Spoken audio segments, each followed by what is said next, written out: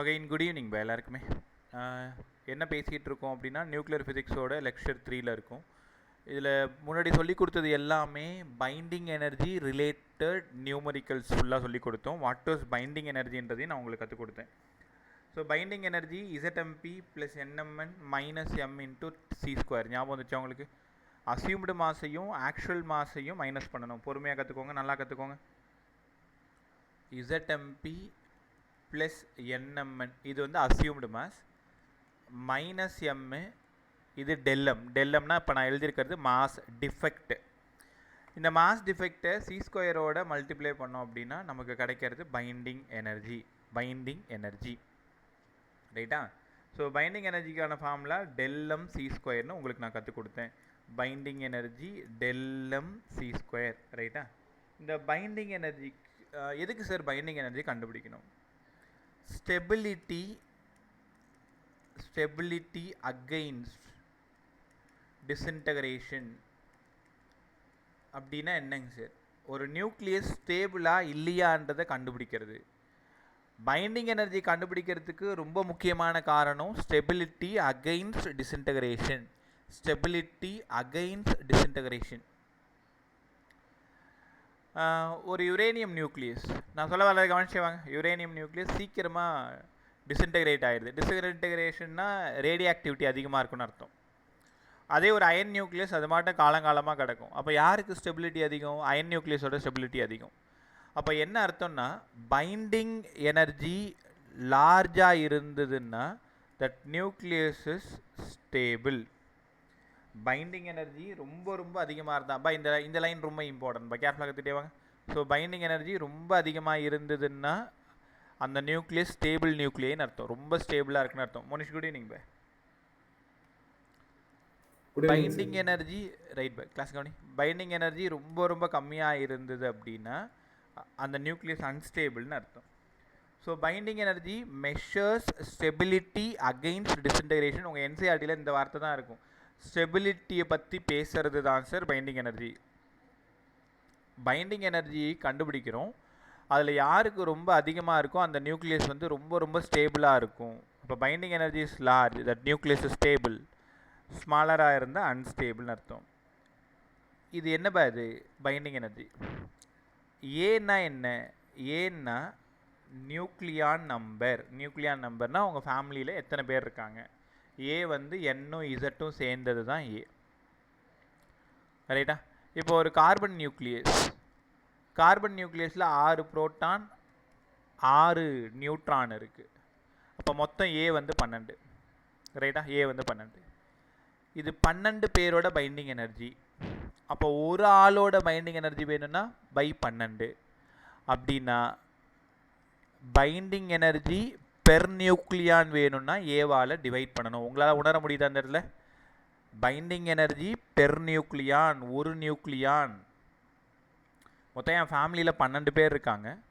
12 பேருக்கும் binding energy 120 ரூபா. ஒரு ஆளோட பைண்டிங் எனர்ஜி 10 ரூபா. அப்போது நான் இங்கே எழுதியிருக்கிறது binding energy per nucleon. Per நியூக்ளியான்னா ஒரு ஆளோடது எழுதியிருக்கேன். அப்போது பைண்டிங் எனர்ஜி பெர் நியூக்ளியான்னா என்ன அர்த்தம்னா total binding energy of nucleus by nucleon number. அப்படி இல்லைன்னா மாஸ் நம்பர்னு சொல்லணும். பை இந்த லைன் புரிஞ்சாதான் உங்களுக்கு கிராஃப் புரியும். நான் வந்து டோட்டல் பைண்டிங் எனர்ஜிக்கு கிராஃப் ட்ராப் பண்ணலை, ஒரு ஆளோட பைண்டிங் எனர்ஜிக்கு தான் கிராஃப் ட்ரா பண்ண போகிறேன். அப்போ பைண்டிங் எனர்ஜி பெர் நியூக்ளியானுக்கும் மாஸ் நம்பருக்கும் கிராஃப் ட்ரா பண்ண போகிறோம். இந்த கிராஃப் உங்கள் போர்டுக்கு ரொம்ப இம்பார்ட்டன்ட். பட் நீட் பிள்ளைங்க, ஸோ உங்களுக்கு இந்த கிராஃப்லேருந்து ட்ரிக்கியாக கொஷின் கேட்பாங்க. 2 பேருக்குமே ரொம்ப இம்பார்ட்டண்ட்டான ஒரு டாபிக். ரொம்ப அழகாக கற்றுக் கொடுக்குறேன், எப்பயும் மறக்காத மாதிரி. நல்லா கற்றுக்கிட்டே வாங்க. இந்த இடம் Y axis, X axis. X ஆக்சிஸில் நான் மாஸ் நம்பர் எடுத்துக்கிட்டேன். எக்ஸ் ஆக்சிஸில் மாஸ் நம்பர் எடுத்துக்கிட்டேன். ஒய் ஆக்சிஸில் பைண்டிங் எனர்ஜி பெர் நியூக்ளியான் எடுத்துக்கிட்டேன். Binding energy per nucleon. Y axis binding energy per nucleon ரைட்டா? இப்போ நான் நம்பர் கொடுத்துக்கிறேன். இந்த இடத்துல 4, 8, 12, 16, 20 இந்த நம்பர்லாம் மாறக்கூடாது. இது ஃபிக்ஸ்டு, அப்படி தான் இருக்கும். அப்போ இந்த இடம் 40, இந்த இடம் 56, அப்படியே அதிகமாகிட்டு போயிட்டே இருக்குது. 120, 200 அப்படியே போயிட்டே இருக்குன்னு வச்சுக்கோங்களேன். இப்போ என்ன ஆகுதுன்னா, இந்த கீழே இருக்கிறதெல்லாம் மாஸ் நம்பர். கேர்ஃபுல்லாக கற்றுக்கிட்டே வாங்க, இதில் நிறைய கேள்வி வரப்போகுது. நான் கேட்குறேன், நீங்கள் ட்ரை பண்ணுங்கள் பதில் சொல்கிறதுக்கு. மாஸ் நம்பருக்கும் பைண்டிங் எனர்ஜி பெர்நியூக்ளியானுக்கும் கிராஃப் ட்ரா பண்ணுறோம். இப்போ என்ன ஆகுதுன்னா, இந்த 4 வரும்பொழுது ஷார்ப்பாக கீழே இறங்குது, இந்த 8 வரும்பொழுது அகைன் கீழே இறங்குது, இந்த 12 வரும்பொழுது கீழே இறங்குது, 16 வரும்பொழுது கீழே இறங்குது, 20 வரும்போது கீழே இறங்குது. அவ்வளோதான். இந்த மாதிரி பிளேட் மாதிரி இருக்குது பாருங்களேன், ஏற்ற இறக்கமாக இருக்குல்ல. அப்போ இந்த பீக் என்னென்னா ரெக்ரசன்ஸ் ஆஃப் பீக்கு. அது கரெக்டாக எங்கே கிடைக்கும்? 4, 8, 12, 16, 20. ரைட்டா? இப்போ இந்த 20க்கு மேலே போன பிறகு பைண்டிங் எனர்ஜி அதிகமாகும். கரெக்டாக 56 வரும்பொழுது it attains maximum value. Binding energy per nucleon is maximum எங்கடா அப்படின்னா கரெக்டாக 56 யாருன்னு உனக்கு நல்லா தெரியும், அயன் நியூக்ளியஸ். Fe56ன்னு படிச்சிருப்பீங்க. அப்போ Fe56 அயன் நியூக்ளியஸோடது பைண்டிங் எனர்ஜி ரொம்ப மேக்ஸிமமாக இருக்கும். பாருங்கள், இந்த இடத்துல எவ்வளோ இருக்குன்னா 8.8 மில்லியன் எலக்ட்ரான் வோல்ட்டாக இருக்கும். நான் கொஞ்சம் பொறுமையாகவே கற்றுத்தரேன், கவனமாக கற்றுட்டே வாங்க. திரும்ப 156ல் ரொம்ப மேக்ஸிமம் போன பிறகு அதுக்கப்புறமா குறைய ஆரம்பிச்சிருச்சு. இந்த 120 வர்ற வரைக்கும் ஓரளவு மாடரேட்டாக இருக்குது. அந்த 120 தாண்டினதுக்கப்புறம் ரொம்ப குறைஞ்சிருது, 200 போகும்போது ரொம்ப குறைஞ்சிருது. அப்போது என்ன ஆகுதுன்னா, இந்த 40லேருந்து 120 இது வரைக்கும் பார்த்தீங்களா, இந்த இடம் 40லேருந்து 120, இந்த இடம் 40, இந்த இடம் 120. இந்த இடத்துல average binding energy 8.5 million electron volt. கரெக்டாக இந்த 200க்கு நேராக 200 தாண்டிட்டாலே பைண்டிங் எனர்ஜி என்ன ஆகிடுதுன்னா ரொம்ப குறைஞ்சிருது, 7.6 மில்லியன் எலக்ட்ரான் வோல்ட்டு. இதெல்லாம் கேட்டிருக்காங்க, திரும்பவும் கேட்பாங்க, கவனமாக கவனிங்க. இப்போ இதில் நம்ம என்ன சார் கற்றுக்க போகிறோம்? Binding energy is maximum at iron nucleus Fe56. The value 8.8 million electron volt. நல்லா கற்றுக்குங்க, ஒரு ஆளோட பைண்டிங் எனர்ஜி 8.8. அப்போ total binding energy of iron நியூக்ளியஸ்னு உங்கள்கிட்ட கேட்டால் என்ன பண்ணுவீங்க? Total binding energy of iron nucleus ஈஸியாக சொல்லிடுவீங்க சார். ஒரு ஆளுக்கு 8.8, அயனில் மொத்தம் 56 பேர் இருக்காங்க, கரெக்டாக?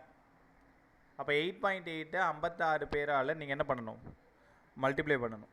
ஸோ மல்டிப்ளை பண்ணால் கரெக்டாக உனக்கு 493 மில்லியன் எலக்ட்ரான் வோல்ட்டுன்னு கிடைக்கும். பொறுமையாக உணருங்க, 493 மில்லியன் எலக்ட்ரான் வோல்ட்ன்றது என்னென்னா ஒட்டுமொத்த அயன் நியூக்ளியஸோட பைண்டிங் எனர்ஜி. அந்த அயன் நியூக்ளியஸ் குடும்பத்துக்குள்ளார 56 பேர் வாழ்ந்துக்கிட்டு இருக்காங்க.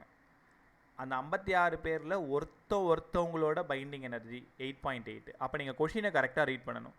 பைண்டிங் எனர்ஜி பெர் நியூக்ளியான்னு கேட்டாங்கன்னா 8.8. பைண்டிங் எனர்ஜி ஆஃப் அயன் நியூக்ளியஸ்னு கேட்டாங்கன்னா 493 மில்லியன் எலக்ட்ரான் வோல்ட்டு. நல்லா கற்றுக்கிட்டிங்களா? அடுத்தது ஆவரேஜ் பைண்டிங் எனர்ஜி எங்கடா இருக்கும் சார்? பெட்வீன் 40 to 120 இருக்கும். இந்த நம்பர் உங்களுக்கு ரொம்ப முக்கியம். பைண்டிங் எனர்ஜி ஆவரேஜாக எங்கே இருக்கும்? 40 to 120. எவ்வளோடா வேல்யூ? 8.5 million electron volt. 8.5 million electron volt. அதே மாஸ் நம்பர் 200 விட அதிகமாக போனாலோ binding energy 7.6 million electron volt. இப்போ uranium 235, thorium, plutonium, radium, radon எல்லாமே நேச்சுரல் ரேடியாக்டிவிட்டி இருக்கிறதுன்னு உனக்கு நல்லா தெரியும். இதோட பாருங்கள் 7.6. இந்நேரம் நீங்கள் தெரிஞ்சிருப்பீங்க ஏன் uranium, thorium, plutonium, radium, Radon, proto actinium இது எல்லாமே ஈஸியாக ரேடியாக்டிவிட்டி ஆகுதுன்னா அதோட மாஸ் நம்பர் 200 விட அதிகமாக இருக்குது. மாஸ் நம்பர் 200 விட அதிகமாக இருக்கிறது பிரச்சனை இல்லை, அதோட பைண்டிங் எனர்ஜி ரொம்ப கம்மியாக இருக்குது, 7.6 தான் இருக்குது. அதனால் அதால் நிம்மதியாக அங்கே வாழ முடியாது, ஈஸியாக டிஸ்இன்டகிரேட் ஆகிடுது. சூப்பராக இருந்துச்சா? அப்போ binding energy is maximum but யாருக்குன்னு கேட்டால் உங்களோட பதில் என்ன? Iron nucleus. எவ்வளோ வேல்யூ? 8.8. Total binding energy of iron nucleus எவ்வளோ? 493 million electron volt. Average binding energy 40 to 120 இருக்கும் 8.5. Greater than 200 binding energy 7.6. Less stable இல்லை அன்ஸ்டேபிள். மேக்ஸிமம் மேலே இருக்கிறதுலாம் more stable, most stable. First ஒன்று மோர் ஸ்டேபிள், செகண்ட் ஒன்று most stable, அடுத்து கீழே இருக்கிறது லெஸ் ஸ்டேபிள். முடிஞ்சு போச்சா? ஸோ இந்த ஜாதகத்தை நீங்கள் இங்கே கரெக்டாக சொல்லிடணும், பார்த்துக்கோங்க.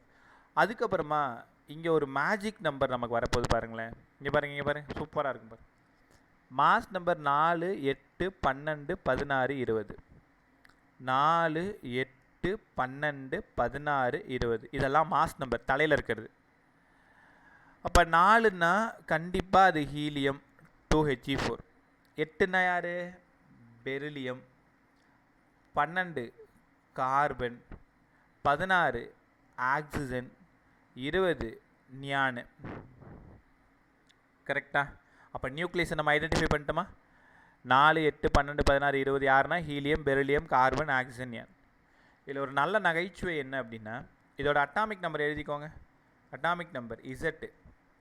இசட் வந்து ஃபஸ்ட் ஒன்னோடது 2, 4, 6, 8, 10 அப்படியே வருஷத்தில் எழுதிக்கிட்டேன். 2, 4, 6, 8, 10 இது இசட். எல்லாத்தோட நியூட்ரான் நம்பர் கண்டுபிடிங்க. ஃபஸ்ட் ஒன்று 4 - 2 2 4 6 8 10. சூப்பராக கிடச்சிச்சா பாருங்கள். இந்த ரெக்ரசன்ஸ் ஆஃப் பீக்கில் புரோட்டான் நம்பரும் நியூட்ரான் நம்பரும் ஒரே நம்பராக தான் இருக்கும். ரெக்ரசன்ஸ் ஆஃப் பீக் அப்போ புரோட்டான் நம்பரும் நியூட்ரான் நம்பரும் அப்படியே ஒரே மாதிரி. 2னா 2, 4னா 4, 6னா 6, 8னா 8. ரைட்டா? இப்போ பைண்டிங் எனர்ஜிக்காக ரொம்ப இம்பார்ட்டன்ட் 5 மார்க்காக உங்கள் போர்டுக்கு நீங்கள் படிக்கணும். ப்ளஸ் நமக்கு இந்த வேல்யூஸ் ரொம்ப ரொம்ப இம்பார்ட்டன்ட். ரொம்ப முக்கியமான விஷயம், பெர் நியூக்ளியான்னு கேட்குறாங்களா இல்லை டோட்டல் கேட்குறாங்களான்னு நீங்கள் கவனிக்கணும். ஆப்ஷனில் 8.8 இருக்கும், 493 இருக்கும். டோட்டல் கேட்டாங்கன்னா 493. பெர்னுன்னு கேட்டாங்கன்னா அங்கே எத்தனை நியூக்ளியஸ் இருக்கோ அதால் டிவைட் பண்ணிடுங்க. 493 by 8.56 அடிச்சிங்கன்னா 8.8 மில்லியன் எலக்ட்ரான் வோல்ட்டு. ரைட்டா? ஸோ செஷன் முடிஞ்சதும் ஒரு டைம் பைண்டிங் எனர்ஜி நல்லா படித்து எழுதி பார்த்துட்டு தென் போர்ட் பிள்ளைங்க உங்கள் புக் எடுத்து ஒரு டைம் ரீட் பண்ணி பார்த்து அது 5 மார்க்காக நீங்கள் ரெடி பண்ணி வச்சுக்கோங்க. பட் நமக்கு வேறு டேட்டா இல்லை. 8.8, 493, 8.5, 7.6. ரெக்ரசன்ஸ் ஆஃப் பீக்கப்போ புரோட்டான் நம்பரும் நியூட்ரான் நம்பரும் ஈக்குவலாக இருக்கும். இவ்வளோ தகவல் தெரிஞ்சால் போதும். நல்லா கற்றுக்கிட்டிங்களா? இப்போ அடுத்தது ஏஎம்யூலாம் பற்றி ஏற்கனவே சொல்லி கொடுத்துட்டேன். Atomic mass unit. இப்போ கவனமாக கவனிங்க. அட்டாமிக் மாஸ் யூனிட் ஏஎம்யூ ஞாபகம் இருக்கா உங்களுக்கு? ஒரு ஏஎம்யூனா என்ன? நம்மளோட வெயிட் மிஷினில் கிலோகிராமில் மெஷர் பண்ணுவோம். அதிகமாக இருந்தால் டன் கணக்கில் மெஷர் பண்ணுவோம். ரொம்ப கம்மியாக இருக்கிற கோல்டெல்லாம் கிராமில் மெஷர் பண்ணுவோம். ஆட்டத்தை எதில் மெஷர் பண்ணுவோம்? AMU, atomic mass unit. Last week ரொம்ப நல்லா சொல்லி கொடுத்துருந்தேன். இதோட வேல்யூ என்னங்க சார்? 1.66 × 10⁻⁻27 கிலோகிராம். ஞாபகம் இருக்குன்னு நினைக்கிறேன். E = mc² போட்டு 1 கிராமுக்கு 1 கிலோகிராமுக்கு 1 மில்லிகிராமுக்குலாம் நான் உங்கள்கிட்ட கொஷின் கேட்டேன். ஸ்டார்டிங்கில் தப்பு பண்ணிங்க, அப்புறமா கொஞ்சம் நல்லா சொல்ல ஆரம்பிச்சிட்டிங்க. ஒரு ஏஎம்யூக்கு ஈக்குவலான மாஸ் வேல்யூ கிலோகிராமில் 1.66. இதோட எனர்ஜி வேல்யூ E = mc². இந்த mc² எல்லாத்தையும் சப்ஸ்டியூட் பண்ணிங்கன்னா ஒரு ஆன்சர் வரும். மில்லியன் எலக்ட்ரான் வோல்ட்டில் மாற்றினீங்கன்னா energy equivalent of 1 AMU. Energy equivalent of 1 AMU. ஒரு ஏஎம்யூக்கு ஈக்குவலான எனர்ஜி 931.5 மில்லியன் எலக்ட்ரான் வோல்ட். கற்றுக்கிட்டிங்களா? இப்போது 931.5 மில்லியன் எலக்ட்ரான் வோல்ட். உங்ககிட்ட டெல்லம் இருக்குன்னு வச்சுக்கோங்களேன். இந்த கவனிங்க, நல்லா கவனிங்க. டெல்லம் இருக்குது, அதாவது மாஸ் டிஃபெக்ட் இருக்குது. இந்த மாஸ் டிஃபெக்டை எனர்ஜியாக மாற்றணும்னா c² மல்டிப்ளை பண்ணிங்கன்னா ஜூலில் கிடைக்கும். இப்போ டெல்லம் மட்டும் இருக்குது. அதை பைண்டிங் எனர்ஜியாக மில்லியன் எலக்ட்ரான் வோல்ட்டில் போடணுன்னா இங்கே 931 மில்லியன் எலக்ட்ரான் வோல்ட். உங்களுக்கு புரிஞ்சிருச்சா? இந்த 2 ஸ்டெப்பு தான் உன்னை நிறைய சம்போட கொண்டு போக போகுது. வெறும் மாஸ் டிஃபெக்ட் கண்டுபிடிச்சிட்டிங்க, எக்ஸ்பிரஸ் யுவர் ஆன்சர் இன் ஜூல்ஸ்ன்னு சொன்னாங்கன்னா c² மல்டிப்ளை பண்ணி விட்டுரு. அது வெறும் 20% கொஷின் கூட அப்படி வராது. பைண்டிங் எனர்ஜி வேணும், டெல்லம் இந்தா வச்சுக்கோன்னு சொல்லிட்டாங்க. அப்போ டெல்லம் இருந்ததுன்னா அது டெல்லம் ஏஎம்யூவாக மாற்றிக்கணும். ஒரு ஏஎம்யூக்கு பதிலாக 931.5 மில்லியன் எலக்ட்ரான் வோல்ட்டுன்னு கொடுக்கணும். அப்படியே தானாக என்ன மாறிடுச்சு? அது எனர்ஜியாக மாறிடுச்சு பாருங்கள். Million electron volt × 10⁻+6. சூப்பரா. ஸோ இந்த இடம் வரும்பொழுது கொஞ்சம் கவனமாக இருக்கணும். ரைட். அடுத்தது இது புரியுதான்னு பாருங்கள் இந்த டயக்ராமு. நான் என்ன பண்ணுறேன், மாஸ் நம்பருக்கும் பைண்டிங் எனர்ஜி பெர் நியூக்ளியானுக்கும் கிராஃப் ட்ரா பண்ணுறேன். நான் என் வார்த்தையை கவனிங்க, binding energy per nucleon. Graph ஒரு பேஜுக்கு இப்படி கிடைக்குதுன்னு வச்சுக்கோங்களேன். இப்போ போட்ட அதே கிராஃப் தான். இங்கே 2 லைட்டர் எலமெண்ட் இருக்குது. இந்த 2 ரைட்டர் எலமெண்ட்டு ஒன்றா சேர்ந்தா அதுக்கு பேர் ஃபியூஷன்னு படிச்சிருப்பீங்க. இப்போ நான் சொல்லித்தர போகிற கொஷின் ரொம்ப இம்பார்ட்டன்ட் 1 மார்க்கு, கேர்ஃபுல்லாக கவனி. இது 2 ஃபியூஸ் ஆன பிறகு ஒன்றா சேர்ந்த பிறகு எங்கே போயிடும், இங்கே போயிடுது. அப்போ after fusion binding energy per nucleon என்ன ஆகுது, உன் கண்ணுக்கு தெரியுது, அதிகமாகுது. நம்ம ரிட்டன் நோட்ஸை ஜெராக்ஸ் எடுத்து வச்சுக்கோங்க. ரொம்ப நல்லா எழுதியிருப்பேன். லைன் பை லைனாக உனக்கு சூப்பராக புரியும். அதில் இருக்கிறதான் இதுலேயும் கற்றுக் கொடுக்குறேன். படிக்கும்பொழுது அதை எடுத்து வச்சுட்டு படிங்க, ஒரு பாயிண்ட் கூட மிஸ் ஆகாது. லைன் பை லைனாக படிங்க. பைண்டிங் எனர்ஜி பெர் நியூக்ளியான் அதிகமாகுது எப்போ, ஆஃப்டர் ஃபியூஷன். ஹெவி எலமெண்ட் ரெண்டாக ஸ்ப்ளிட் ஆகுது, இதுக்கு பேர் ஃபிஷன். ஏன் சார் லைட் எலமெண்ட்டுக்கு இங்கே எழுதியிருக்கீங்க, ஃபிஷனுக்கு இங்கே போட்டிருக்கீங்க? ஏன்னா இங்கே தான் 200க்கு மேலே இருக்கும். இங்கே தான் ஹெவியர் எலமெண்ட் ரைட் சைடு லாஸ்ட்டில் தான் இருக்கும். இப்போ இங்கெல்லாம் 2, 4, 6, 8ன்னு படித்தோம் இல்லையா, இதெல்லாம் லைட்டர் எலமெண்ட்டு. ரைட்டர் எலமெண்ட்டில் ஃபிஷன் நடக்காது. ஆர்டிஃபிஷியலாக பண்ணால் தான் உண்டு. Natural radio activity, natural fission எங்கே நடக்கும்னா இங்கே தான். ஒரு நியூட்ரானை வச்சு பம்பார்ட் பண்ணோம் அப்படின்னா அந்த நியூக்ளியஸ் உடஞ்சி போயிடும். அதுக்கு பேர் தான் ஃபிஷன். அதெல்லாம் பின்னாடி கற்றுக்க போகிறோம் நம்ம. தெளிவாக இந்த டயக்ராம்லேருந்து நீங்கள் கற்றுக்கிட்டது after fission, after fusion binding energy per nucleon increases. முடிஞ்சு போச்சா? ஆஃப்டர் ஃபிஷன் இது ஒரு 2 லைனாக நான் எழுதியிருப்பேன். Binding energy per nucleon of lighter நியூக்ளியை is more than that of heavier nucleus. அப்போ ஃபியூஷன் நடந்து முடிஞ்ச பிறகு பைண்டிங் எனர்ஜி பெர் நியூக்ளியான் அதிகமாகுது. ஃபிஷன் நடந்து முடிஞ்ச பிறகு பைண்டிங் எனர்ஜி பெர் நியூக்ளியான் அதிகமாகுது. நல்லா கற்றுக்கிட்டிங்களா? இந்த லைனை ரொம்ப இம்பார்ட்டண்ட்டாக படிச்சுக்கோங்க. ரைட். ஏன்னா அது ஸ்டேபிள் ஆகிடுது. உனக்கு நல்லா தெரியும், ஒரு ப்ராசஸ் நடக்கிற வரைக்கும் அது அன்ஸ்டேபிளில் இருக்கும். அந்த ப்ராசஸ் முடிஞ்சிருது, ஃபியூஷன் முடிஞ்சிருது, ஃபிஷன் முடிஞ்சிருது, அது போய் செட்டில் ஆகிடுதுன்னா ஸ்டேபிள் ஆகிடுது. அப்போ ஸ்டேபிள் ஆகிடுனா பைண்டிங் எனர்ஜி பெர் நியூக்ளியர் என்ன ஆகிடுது, அதிகமாகிடுதுன்னு கவனமாக கற்றுக்கணும். ரைட்டாப்பா? ஸோ இதோட பைண்டிங் எனர்ஜியோட கான்செப்ட் ஃபுல்லாக நம்ம முடிச்சிருக்கோம். அடுத்து நம்ம நியூக்ளியஸ் சொல்கிறேன். சரி, இது மட்டும் திருப்பி சொல்கிறேன். ஒரே நிமிஷம். இப்போ பைண்டிங் எனர்ஜி கர்வ்னா யாருக்கும் ட்ரா பண்ணுறோம் சொல்லு பார்க்கும். கீழே யார் இருப்பா? பைண்டிங் எனர்ஜிக்கும் மாஸ் நம்பருக்கும் பைண்டிங் எனர்ஜி பெர் நியூக்ளியானுக்கும் ட்ரா பண்ணுறோமா? எஸ். ஆக்சுவல் கிராஃப் நமக்கு இப்படி கிடச்சிதுன்னு வச்சுக்கோங்களேன். இப்படி கிடச்சிதா? 2 லைட்டர் எலமெண்ட் ஒன்றா சேர்ந்து அந்த கான்செப்ட் பேர் என்ன? ஃபியூஷன். இப்போது இங்கே ஒரு லைட்டர் எலமெண்ட் இருக்குது, இங்கே ஒரு லைட்டர் எலமெண்ட் இருக்குது. இது ரெண்டும் இப்போ ஒன்றா ஃபியூஸ் ஆகிடுச்சு. ஃபியூஸ் ஆகிறதுக்கு முன்னாடி இதோட பைண்டிங் எனர்ஜி பெர் நியூக்ளியான் ஒரு 3ன்னு வச்சுக்கலாம். ரெண்டும் சேர்ந்து ஃபியூஸ் ஆகிடுச்சு. ஃபியூஸ் ஆன பிறகு பெருசாகிடுச்சு, ஹெவியாக மாறிடுச்சு. 2 லைட்டர் எலமெண்ட் ஒன்றா ஃபியூஸ் ஆகி ஹெவியராக மாறிடுச்சு. அப்போ ஹெவியராக மாறிடுச்சுன்னா இப்போ ஸ்டேபிள் ஆகிடும். இங்கே இருக்கும்போதாக தான் அன்ஸ்டேபிளாக இருக்கும். இப்போ ரெண்டும் ஒன்றா சேர்ந்த பிறகு ஸ்டேபிளாக செட்டில் ஆகிடுது. அப்போ ஸ்டேபிளாக செட்டில் ஆகிடுதுன்னா இந்த இடத்துல பைண்டிங் எனர்ஜி பெர் நியூக்ளியன் 6ன்னு வச்சுக்கலாமா? அப்போ ஃபியூஷன் நடந்து முடிஞ்ச பிறகு பைண்டிங் எனர்ஜி என்ன ஆகும்னு கேட்டால் அவனோட பதில் என்ன? இன்க்ரீசஸ். அவ்வளோதான். இப்போ இங்கே வா, மோர் தென் 200 யுரேனியம், தோரியம், புளுட்டோனியம் என்ன வேணாலும் எடுத்துக்கோ. ஹெவியர் நியூக்ளியஸ் ஆஃப்டர் ஸ்பிளிட்டிங் இதுக்கு பேர் ஃபிஷன். ரெண்டாக உடஞ்சிருது. ஹெவியாக இருக்கும் பொழுது அது ஸ்டேபிளாக இருக்காது. அது 2 ஃப்ராக்மெண்ட்டாக உடஞ்ச பிறகு அது ஸ்டேபிள் ஆகிடும். தனித்தனியாக அவங்கவுங்க வீட்டுக்கு அது போயிடும். அப்படின்னா ஆஃப்டர் ஃபிஷன் அப்போவும் பைண்டிங் எனர்ஜி பெர் நியூக்ளியான் அதிகமாகிடுச்சு பேர். After fusion binding energy per nucleon அதிகமாகுது. ஆஃப்டர் ஃபிஷனும் இதில் ஒன்றுமே இல்லை, குழப்பற ஆன்சர்லாம் இல்லை. ஃபிஷன் நடந்து முடிஞ்ச பிறகும் ஃபியூஷன் நடந்து முடிஞ்ச பிறகும் ஏற்கனவே இருந்த பைண்டிங் எனர்ஜியை விட இப்போ இருக்கிற பைண்டிங் எனர்ஜி அதிகமாகிடும். அவ்வளோதான் விஷயம். புரிஞ்சிச்சா? கிளியராடா? Yes sir. Right. Binding energy concept எல்லாருக்குமே புரிஞ்சிச்சா? மோனிஷ், ராஜஸ்ரீ, ராம்கோகுல், தேன்மொழி, ஷைனி, லிங்கேஷ். பைண்டிங் எனர்ஜி மட்டும் Yes, sir. சொல்டா. Yes, sir. Okay bye. Ramgokul, Rajashree, Shyni. Yes.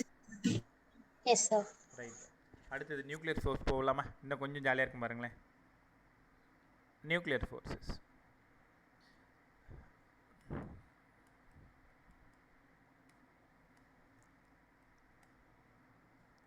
So nuclear force. ஒரு நிமிஷம், நான் வெளியில் போயிட்டு உள்ளே வரேன். இங்கே பென் சரியாக எழுத மாட்டேங்குது. ஒரே நிமிஷம் இருங்க.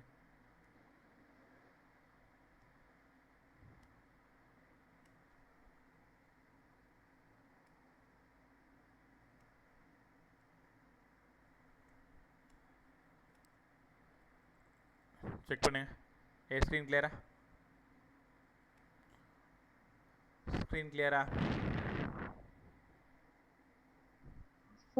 Right by. நியூக்ளியர் ஃபோர்ஸஸ் கேர்ஃபுல்லாக கவனிங்களேன். ஒரு மாதிரி ட்ரிக்கியாக இருக்கும் பாருங்கள். பட் நியூக்ளியஸ் அப்படியே யோசிச்சு பாருங்கள். இதான் நியூக்ளியஸ்க்குள்ளார யாரும் வாழ்கிறாங்க. இப்போது லித்தியம் எடுத்துக்கோங்களேன். இதில் 3 புரோட்டான் இருக்குது, 4 நியூட்ரான் இருக்குது. 3 புரோட்டான் 1 2 3 புரோட்டான், 4 நியூட்ரான். ரொம்ப நேரமாக நீங்கள் கவனித்து பார்த்துருப்பீங்க. இப்போ இந்த இடத்துல பாருங்களேன். இது ஒரு புரோட்டான் பாசிட்டிவ் சார்ஜ், இது ஒரு proton positive. Neutron no charge. ஒரே பெஞ்சில் 4 நியூட்ரானும் பக்கத்தில் உட்காந்துருக்க முடியுமா? தாராளமாக உட்காரலாம். ஏன்னா அவங்களுக்கு எந்த ஃபோர்ஸும் கிடையாது, அட்ராக்டிவும் கிடையாது, ரிப்பல்சிவும் கிடையாது. யாருக்கு? நியூட்ரான் 4 பேருக்கும். ஆனால் அந்த புரோட்டான் பாருங்களேன், 3மே பாசிட்டிவ். அதுவும் ரொம்ப க்ளோஸாக இது இப்படி இருக்கும். அது எப்படி 3 புரோட்டானும் ஒன்றா பக்கத்தில் உட்காந்து டீ கடையில் டீ குடிச்சுன்னு இருக்குன்னு தெரியல. எப்படியே பக்கத்தில் ரொம்ப க்ளோஸாக. ஏன்னா கூலும் ஃபோர்ஸ் அதை ரிப்பல் பண்ணணும்ல. யோசிக்கிறீங்களா? நீ யோசி. கூலும் ஃபோர்ஸ் என்ன பண்ணணும்? பெட்வீன் புரோட்டான் அண்ட் புரோட்டானுக்கு ரிப்பல்சிவ் ஃபோர்ஸு தான் இருக்குன்னு 12th ஆரம்பிக்கும் பொழுது முதல் நாள் உங்கள் வாத்தியார் சொல்லி கொடுத்துருப்பாரு. அப்போ ப்ளஸுக்கும் ரிப்பல்சிவ். ஆமாம் சார். அப்போ ரிப்பல்சிவ் இங்கே 3 பேருக்கும் ஸ்ட்ராங் ரிப்பல்சிவ் ஃபோர்ஸ் இருக்கணும். ஆனாலும் பக்கத்தில் இருக்குது. எப்படி சார்? இது இது உன்னோட நண்பன். 2 பேரும் திக் ஃப்ரெண்டாக இருந்தீங்க. ஏதோ ஒரு சண்டையில் அடிச்சுக்கிட்டீங்கன்னு வச்சுக்கோங்களேன். சும்மா ஒரு பேச்சுக்கு போய் அடிச்சிக்காதீங்க. அடிச்சுக்கிட்டிங்கன்னா நீ இந்த பக்கம் போகாதே பாட்டு பாடிட்டு கோச்சிட்டு போகிறேன்னு வச்சுக்கேன். இந்த பக்கம் அதே சாங்கை பாட்டு இந்த பக்கம் கோச்சிட்டு போகிறேன். 3ஆவதாக ஒரு நண்பன். இவங்க 2 பேருக்குமே நல்ல நண்பன். அவன் ஏன்டா கோச்சிட்டு போகிறீங்கன்னு சொல்லிட்டு அவனோட 2 கைகளையும் ரைட் ஹேண்டால் உன் நண்பனை அணைக்கிறான், லெஃப்ட் ஹேண்டால் ஒன்றை அணைக்கிறான். 2 பேரையும் இறுக்கி பிடிச்சிக்கிறான், பிரிஞ்சு போகாமல். இதுக்கு இவ்வளோ பெரிய கதை தேவையான்னு கேட்குறியா? அப்படியே நியூக்ளியர் ஃபிசிக்ஸ் இதான்பா வருது. 2 புரோட்டானுக்கு கூலும் ஃபோர்ஸு ரிப்பல் பண்ணுது. நீங்கள் 2 பேரும் ரிப்பல் ஆகாதீங்கன்னு சொல்லிட்டு 2 பக்கமும் அணைச்சி பிடிக்கிறது தான் இங்கே நியூக்ளியர் ஃபோர்ஸ். சார் எங்களுக்கு புரிஞ்சிருச்சு. கூலும் ஃபோர்ஸை ஓவர் கம் பண்ணுற அளவுக்கு நியூக்ளியஸ்குள்ளார ஒரு ஃபோர்ஸ் இருக்குது. அந்த ஃபோர்ஸோட பேர் தான் நியூக்ளியர் ஃபோர்ஸா? ஆமாம். அப்போ நியூக்ளியர் ஃபோர்ஸு புரோட்டானுக்கும் நடுவில் கூட இருக்குமா? இருக்கும். புரோட்டானுக்கும் நியூட்ரானுக்கும் நடுவில் இருக்குமா? இருக்கும். நியூட்ரானுக்கும் புரோட்டானுக்கும் நடுவில் இருக்குமா? இருக்கும். அப்படின்னா சார்ஜ் நியூக்ளியர் ஃபோர்ஸை டிஸ்டர்ப் பண்ணாது. அதனால தான் நியூக்ளியர் ஃபோர்ஸஸ் சார்ஜ் இண்டிபெண்ட்னு படிச்சிருப்பீங்க. இதுதான் ஃபஸ்ட்டு லைன் உங்கள் என்சிஆர்டியோடது. Nuclear forces charge independent. Nuclear forces lies between proton and neutron. சூப்பராக இல்லை? அப்போ கூலும் ஃபோர்ஸை ஓவர் கம் பண்ணுற அளவுக்கு நியூக்ளியஸ்குள்ளார ஒரு ஃபோர்ஸ் இருக்குது.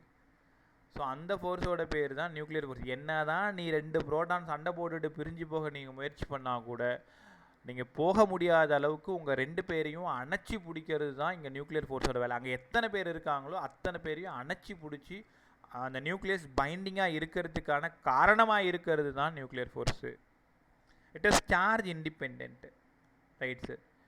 இந்த ஃபோர்ஸு நியூக்ளியஸ்குள்ளே மட்டும்தான் இருக்கும். அதனால் it is very short range force. இது ரெண்டாவது point. Of the order 10⁻⁻15 metre. Sir 10⁻⁵ 1 ஃபெர்மின்னு எங்களுக்கு சொல்லி கொடுத்தீங்களே. ஆமாம். இப்போ கிராவிடேஷன் ஃபோர்ஸ் பாருங்களேன், எர்த்திலிருந்து கடைசி பிளானட்டு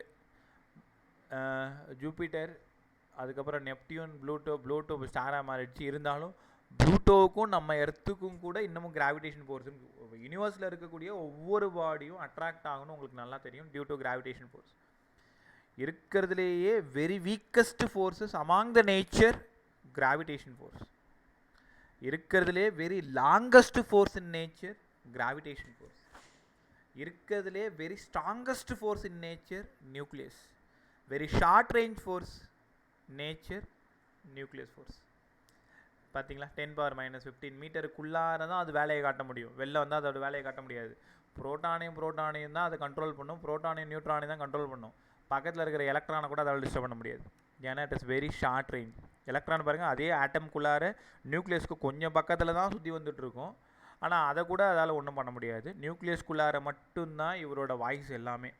டாமினன்சி ஃபுல்லாக நியூக்ளியஸ்குள்ளார மட்டும்தான். அதனால தான் it is very short range force. நான் ஏன் இந்த எக்ஸ்ட்ரா கதையெல்லாம் சொல்கிறேன் அப்படின்னா, ஞாபகம் வச்சுக்கிறதுக்காக. Nucleus force is very charge independent சொல்லிட்டு போனால் அதில் ஒரு பெரிய சுவாரஸ்யம் இருக்காது.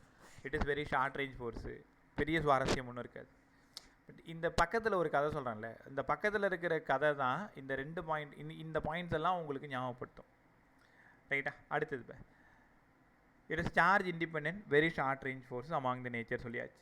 உடனே உனக்கு தோணும், அப்போ அட்ராக்டிவ்னு சொன்னீங்களே, இது கிராவிடேஷன் ஃபோர்ஸா? அப்போ தெளிவாக நீங்கள் எழுதணும், it is not a gravitation force. நம்ம என்ன நினச்சிப்போம், அட்ராக்டிவ்ன்றதுனால இது ஒரு கிராவிடேஷனாக இருக்கலாமா அப்படின்னு யோசிப்போம். It is not a gravitational force. இருக்கிறதுலையே ஸ்ட்ராங்கஸ்ட் ஃபோர்ஸ்ன்னு சொன்னேன். It is very strongest force in நேச்சர்னு சொன்னேன். அதே மாதிரி இங்கே பாருங்களேன், நியூக்ளியஸ் இருக்குது, எலக்ட்ரான் இருக்குது. எலக்ட்ரான் நியூக்ளியஸை சர்க்குலர் பாத்தில் சுற்றி வருது. யாராவது சொல்லுங்கள் என்ன ஃபோர்ஸ் இதுக்கு காரணம்? என்ன ஃபோர்ஸ் காரணம்னு ஆட்டமில் சொல்லி கொடுத்தேன். சொல்லுங்கள் பா, யாரும் சத்தமாக பேசுங்க. வாயத்தர, என்ன ஃபோர்ஸ் காரணம்? மோனிஷ் என்ன சொல்கிறேன், எனக்கு கேட்கவே இல்லை சார். புரோட்டானோட பாசிட்டிவ் சார்ஜ் இல்லை, அவங்க 2 பேருக்கு நடுவில் என்ன ஃபோர்ஸ் இருக்குது? Attractive force. அது ஓகே. அந்த அட்ராக்டிவ் ஃபோர்ஸ் யாரு? கூலம்பிக். அவ்வளோதான், கூலும் ஃபோர்ஸ்மா. தென்மணி நான் கேட்டது அட்ராக்டிவ் ஃபோர்ஸ் தான். அது எந்த டைப் ஆஃப் ஃபோர்ஸ்ன்னு கேட்குறேன். Coulomb force. அந்த கூலும் ஃபோர்ஸ் அது சுற்றி வரதுக்கு என்ன ஃபோர்ஸை கொடுக்குதுன்னு உங்கள்கிட்ட சொல்லி கொடுத்தேன்.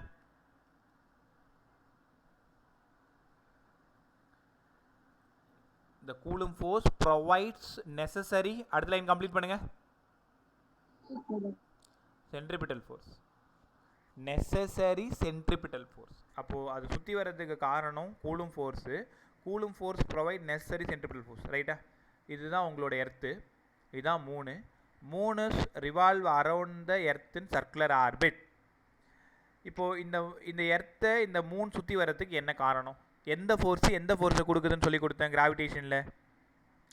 தயவு செஞ்சு பேசுங்க. நேற்று நல்லா தானே பேசுனீங்க, இன்றைக்கி என்னாச்சு உங்களுக்கு? Gravitational force gives. அவ்வளோதான். Gravitational force provide necessary centripetal force. அப்போது கூலும் ஃபோர்ஸ் ஆகட்டும், என் வார்த்தை கவனம் எல்லாரும், கூலும் ஃபோர்ஸ் ஆகட்டும், கிராவிடேஷனல் ஃபோர்ஸ் ஆகட்டும், சர்க்குலர் ஆர்பிட்டில் சுற்றி வர்றதுக்கு காரணமாக இருக்கிறதுனால இவங்கெல்லாம் சென்ட்ரல் ஃபோர்ஸஸ். ஆனால் நம்மால் நியூக்ளியர் ஃபோர்ஸு நியூக்ளியஸ்குள்ளார மட்டும்தான் இருக்கும். இதனால் யாரும் சுற்றி வர மாட்டாங்க. அதனால் இட் இஸ் நான் சென்ட்ரல் ஃபோர்ஸஸ்ன்னு நீங்கள் ஒழுங்காக படிச்சுக்கணும். It is non central force. Nuclear forces non central force. NEET ஃபிசிக்ஸில் ப்ராப்பர்ட்டி கொஷினில் which one of the following wrong இல்லை கரெக்டுன்னு இது கண்டிப்பாக கேட்குற ஒரு டாபிக் பேர். உங்களுக்கு தெரியுமா, கிராவிடேஷன் ஃபோர்ஸை விட 10⁻40 டைம்ஸ் கிரேட்டர். கிராவிடேஷனல் ஃபோர்ஸு ஒரு 10 ரூபா அப்படின்னா அதுக்கப்புறம் 40 சைஃபர் போடணும். Nuclear force it is very strongest force in நேச்சர்னு சொல்லிட்டேன். 10⁻40 times greater than the gravitational force. அதே மாதிரி இந்த புரோட்டான் அங்கே சும்மா இருக்காது, ஸ்பின் ஆகிட்டே இருக்கும்ப. ஸோ இந்த நியூக்ளியர் ஃபோர்ஸு ஸ்பின் டிபெண்ட்டாக இருக்கும். இந்த வார்த்தைக்கு பெருசாக எக்ஸ்ப்ளனேஷன் வேண்டாம், ரொம்ப டீட்டெயில்டாக உள்ள போதில்லை. இந்த புரோட்டான் அங்கே சும்மா இருக்காது, தன்னைத்தானே சுற்றிக்கிட்டே இருக்கும். ஸோ அதனால் அந்த நியூக்ளியர் ஃபோர்ஸு ஸ்பின் டிபெண்ட் பண்ணியும் இருக்குன்றது கற்றுக்கணும். Charge இன்டிபெண்ட், spin depend. இந்த 7 பாயிண்ட் படிங்க. எக்ஸ்ட்ரா பாயிண்ட் இருந்தாலும் நான் சென்ட் பண்ணி வரேன். இங்கே இருக்கிறது அவ்வளோதான் இருக்குது. So charge independent, it is very short range forces, it is not a gravitational force, very strongest force among the nature. Non central forces 10⁻40 times greater, it is spin dependent. சூப்பராக இல்லை? Okay, இப்போ உனக்கு ஒரு doubt வரணும், sir nuclear ஃபோர்ஸுக்கு யார் காரணம்? அதை நீங்கள் சொல்லவே இல்லையே. நியூக்ளியர் ஃபோர்ஸ் தான் என்னென்னு சொன்னீங்க, அதோட ப்ராப்பர்ட்டி சொன்னீங்க. நியூக்ளியர் ஃபோர்ஸுக்கு யார் காரணம்? யுகாவா, இவர் ஒரு சயின்டிஸ்ட். பேர் வச்சே ஒரு எந்த கண்ட்ரின்னு நீங்கள் கண்டுபிடிச்சிருக்கலாம், யோசிச்சிருக்கலாம். ஸோ யுகாவா அவர் என்ன சொல்கிறாருன்னா, நியூக்ளியர் ஃபோர்ஸுக்கு என்ன காரணம்னா by the exchange of meson. பொறுமையாக கற்றுக்கோங்க. By the exchange of mesons. By the exchange of mesons அப்படின்னா சார், இங்கே ஒரு புரோட்டான் இருக்குது, இங்கே ஒரு புரோட்டான் இருக்குது, இங்கே ஒரு புரோட்டான் இருக்குது, இங்கே ஒரு நியூட்ரான் இருக்குது, இங்கே ஒரு நியூட்ரான் இருக்குது, இங்கே ஒரு நியூட்ரான் இருக்குது. புரோட்டானுக்கும் புரோட்டானுக்கும் நியூக்ளியர் ஃபோர்ஸ் இருக்குது, புரோட்டானுக்கும் நியூட்ரானுக்கும் நியூக்ளியர் ஃபோர்ஸ் இருக்குது, நியூட்ரானுக்கும் நியூட்ரானுக்கும் நியூக்ளியர் ஃபோர்ஸ் இருக்குது. உங்களுக்கு தெரியுமா, புரோட்டானுக்குள்ளார ஒரு மீசான் இருக்குது, இந்த புரோட்டானுக்குள்ளார மீசான் இருக்குது. இந்த புரோட்டான் மீசான் இருக்குல்ல, டேய் என் மீசானை நீ வச்சுக்கோ, உன் மீசானை நான் வச்சுக்கிறேன். By the exchange of meson between the proton and proton, proton and neutron, neutron and neutron. புரோட்டானுக்குள்ளார இருக்கக்கூடிய அந்த மீசான் எக்ஸ்சேஞ்ச் ஆகிறது தான் நியூக்ளியர் ஃபோர்ஸுக்கு காரணம்னு சொல்கிறாங்க. By the exchange of meson. Sir இந்த மீசான்னு சொன்னீங்களே, எத்தனை டைப் ஆஃப் மீசான் இருக்குது sir? Pi meson, K meson, eta meson. மொத்தம் அந்த மீசான்ஸில் 3 டைப் இருக்குது. Pi meson, K meson, eta meson. இதெல்லாம் பிஎஸ்சி எம்எஸ்சி போன பிறகு இது ரெண்டுத்தையும் படிச்சுக்கலாம். நீங்கள் அங்கே போக தேவையில்ல, நீ இப்படியே எங்கேயாவது மெடிக்கல் காலேஜ் பக்கம் ஓடி போயிரு. அங்கெல்லாம் வந்தீங்கன்னா இன்னும் ஃபிசிக்ஸ் தலைவலிக்கும். இந்த குவாண்டம் ஃபிசிக்ஸ் உள்ளார போனீங்கன்னா அது ஒரு வேறு உலகம்னு வச்சுக்கோங்க. இந்த இருட்டுக்குள்ளார போயிட்டு எங்கே போகிறதுனே வழி தெரியாத இருக்கும். அதில் தப்பிச்சு வர்றவங்க கொஞ்சம் பேர் தான். அதுலேயும் நிறைய பேர் பிஎஸ்சி கூட படித்தவங்களாம் ஒரு 7 பேருக்கு மேலே பிஎஸ்சி முடிச்சாங்க. எம்எஸ்சி 120 பேர் அண்ணாமலையில். அந்த கதைக்குள்ளார போனால் பெருசாக போயிடும். இந்த by meson, K meson, eta மீசான், டிஃப்ரெண்ட் டைப்ஸ் ஆஃபில் இந்த 3 மீசான் இருக்குது. ஆனால் உங்கள் 12th ஃபிசிக்ஸில் பை மீசான் மட்டும் பற்றி தான் பேசுகிறாங்க. பை மீசான், அந்த பை மீசானில் 3 மீசான் இருக்காண்டா. Pi plus, pi minus, pi neutral. அப்போது இந்த 3 மீசானும் எக்ஸ்சேஞ்ச் ஆகிறது தான் நியூக்ளியர் ஃபோர்ஸுக்கு காரணம். நான் ஒரு ஈக்குவேஷன் எழுதுகிறேன், கேர்ஃபுல்லாக கற்றுக்கிட்டே வாங்க. புரோட்டான் என்ன பண்ணுதுன்னா நியூட்ரானாக மாறுது. என்ன சார் சொல்கிறீங்க, புரோட்டான் நியூட்ரானாக மாறுதா? எப்படி மாறும்? புரோட்டானுக்குள்ளார 3 மீசான் இருக்கும். Pi neutral, pi plus, pi minus. இதில் இருக்கிற பை ப்ளஸ்ஸை ரிமூவ் பண்ணிட்டோம் அப்படின்னா, கேர்ஃபுல்லாக கவனிங்க, புரோட்டானில் இருக்கக்கூடிய பை ப்ளஸ்ஸை ரிமூவ் பண்ணிட்டா நியூட்ரானாக மாறிடும். நியூட்ரான் எப்படி சார் புரோட்டானாக மாறும்? நியூட்ரானில் இருக்கக்கூடிய பை மைனஸை ரிமூவ் பண்ணிட்டோன்னா நியூட்ரான் புரோட்டானாக மாறிடும். இது ஏற்கனவே கேட்ட கொஸ்டின், கவனமாக கற்றுக்கிட்டே வாங்க. நியூட்ரான் புரோட்டானாக எப்படி மாறும்? நியூட்ரானுக்குள்ளார இருக்கக்கூடிய பை மைனஸை ரிமூவ் பண்ணணும். புரோட்டான் புரோட்டானாகவே இருந்தால், நியூட்ரான் நியூட்ரானாகவே இருந்தால் எந்த மீசான் எக்ஸ்சேஞ்ச் ஆகும்? உனக்கே தெரிஞ்சிருக்க நேரம், ரெண்டுத்துக்கும் சேர்த்து எழுதிடுறேன். Pi neutral. அப்போ புரோட்டான் வேறு எதுவாகவும் மாறலை. ஆனால் என்ன பண்ணும், நான் ஒரு புரோட்டான், நீ ஒரு புரோட்டான்னா, என்கிட்ட இருக்கக்கூடிய பை நியூட்ரல் நான் உங்ககிட்ட கொடுக்குறேன், உங்ககிட்ட இருக்கிறத நீ கொடுத்துற, அவ்வளோதான். ஸோ புரோட்டான் புரோட்டானாகவே இருக்கணும்னா பை நியூட்ரலில் வெளில எடுத்துடணும். அப்போது இது இப்படி எழுதலாமா சார்? ஒரு புரோட்டானுக்குள்ளார ஒரு நியூட்ரானும் ஒரு பை ப்ளஸ் மீசானும் இருக்குன்னு எழுதலாமா? எழுதலாம். அப்போ நியூட்ரானும் பை ப்ளஸும் சேர்ந்து புரோட்டானை கொடுக்குன்னு எழுதலாமா? பாருங்களேன், நியூட்ரான் கூட புரோட்டானாக மாறும், புரோட்டான் கூட நியூட்ரானாக மாறும். ஒன்றும் இல்லை நியூட்ரான் கூட பை ப்ளஸ் ஆட் பண்ணுங்கள், புரோட்டானாக மாறிடும். நியூட்ரான் புரோட்டானாக மாறணும் பை மைனஸோடு சேர்ந்து.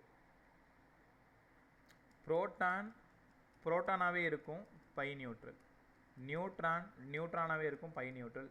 என்னோட ஹம்பிள் ரிக்வெஸ்ட், தயவு செஞ்சு இதை கொஞ்சம் நல்லா படிச்சுக்கோ, குழப்பிடுச்சுன்னா வம்பா போயிடும். புரோட்டானா அதில் இருக்கிற பை மைனஸை பை ப்ளஸ்ஸை மட்டும் தூக்கிட்டா நியூட்ரானா பை மைனஸை தூக்கிட்டா புரோட்டான். கரெக்டாக? இப்போ எப்படி ஞாபகம் வச்சுக்கிறேன்னா, புரோட்டான் பி ப்ளஸ்ஸை தூக்கிட்டா நியூட்ரான் நெகட்டிவ் மைனஸு, அந்த மாதிரி ஞாபகம் வச்சுக்கோங்க. நியூட்ரான் நெகட்டிவ் கிடையாது, என்னுக்கு நெகட்டிவ் சொன்னேன், உடனே நியூட்ரானுக்கு நெகட்டிவ்னு யாருக்கா பின்னாடி வந்துட்டால் ரொம்ப போய்டும். கற்றுக்கிட்டீங்களா? ஸோ இவ்வளோ விஷயமும் இந்த நியூக்ளியர் ஃபோர்ஸ் நீங்கள் நல்லா படிக்கணும். இது மட்டும் பத்தாது, போர்ட் பிள்ளைங்க சொல்கிறேன், உங்கள் புக்கில் வேறு ஏதாவது இன்ஃபர்மேஷன் இருக்கான்றதை சும்மா ஒரு டைம் ரீட் பண்ணி பார்த்துக்கோ, அவ்வளோதான் முடிஞ்சிருச்சு. இது நீட் ஃபிசிக்ஸ் இவ்வளோ தான் இருக்குது மொத்தமாகவே. இருந்தாலும் நீங்கள் எப்படி இதை டிஸ்கிரிப்டிவாக உங்கள் புக்கில் நீங்கள் எழுதணுன்றதை ஒரு டைம் உங்கள் என்சிஆர்டி புக்கை எடுத்து பார்க்குறது ரொம்ப நல்லது, ரைட்? அவ்வளோதான். ஸோ இதோட அரௌண்ட் ஒரு 70% ஆஃப் லெசன் நம்ம எடுத்துருக்கோம். இன்னும் நியூக்ளியர் ரியாக்ஷன்ஸ் போயிட்டு, செயின் ரியாக்ஷன் போயிட்டு, ஃபிஷன் ஃபியூஷன் முடிச்சிட்டோன்னா லெசன் முடிஞ்சுது. நம்ம அப்படியே ஸ்டார்ட் பண்ணுவோமா? இன்றைக்கி பேசின வரைக்கும், அதாவது இன்னும் கிளாஸ் இருக்குது, அதுக்குள்ளே இன்றைக்கி பேசின வரைக்கும் கேட்டால் ஓடிடாது. இன்னும் 20 நிமிஷம் கிளாஸ் இருக்குது.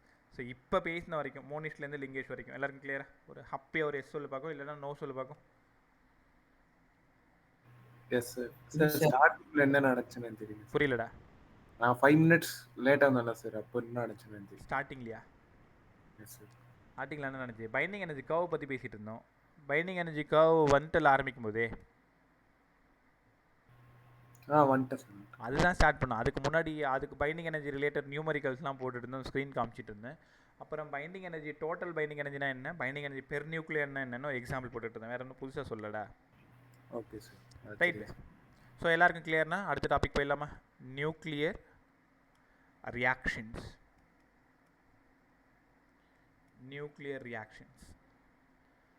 உனக்கு நல்லாவே தெரியும், சின்ன பிள்ளையிலேருந்து 8வது 9வதுல ஆரம்பித்த உடனே நீ படிச்சுட்டு இருக்க நியூக்ளியர் ரியாக்ஷன்ஸ். ஒன்றும் இல்லை the process identity of nucleus is changed when it is bombarded by the energetic particle.